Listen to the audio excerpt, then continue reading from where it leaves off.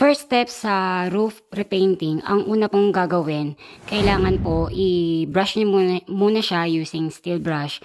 And then after nun, pahiran niyo po siya ng rust converter.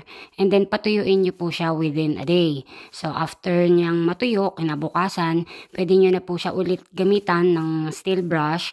And then after nun, pahiran niyo po siya ng paint thinner bago niyo po siya applyan ng metal primer or redoxide. And then, patuyuin po yung redoxide within the day.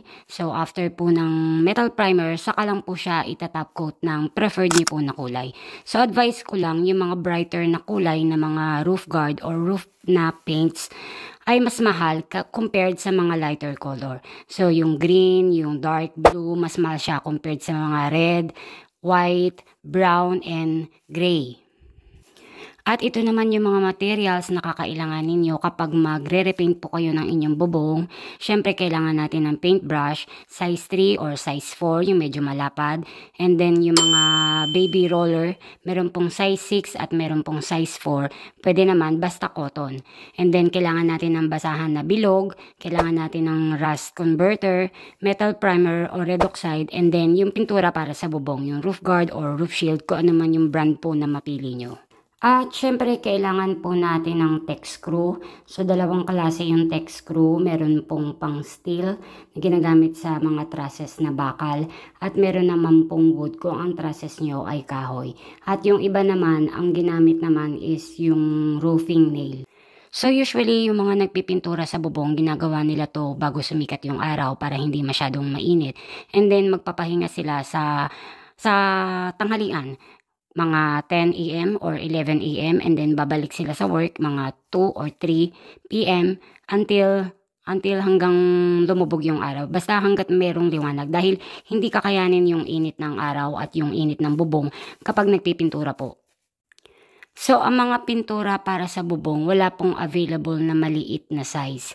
Ang pinakamaliit na size po na available is gallon and then ang susunod is pail.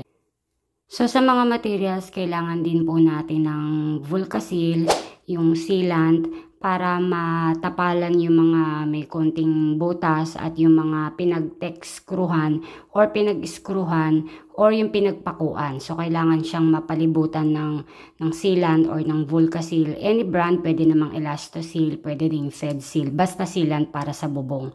So, yun po yung inyong gagamitin. Isa yan sa mga kailangan nyo pong materials, yung sealant para sa bubong. So, itong rust converter at yung paint thinner ay medyo matapang po yung amoy.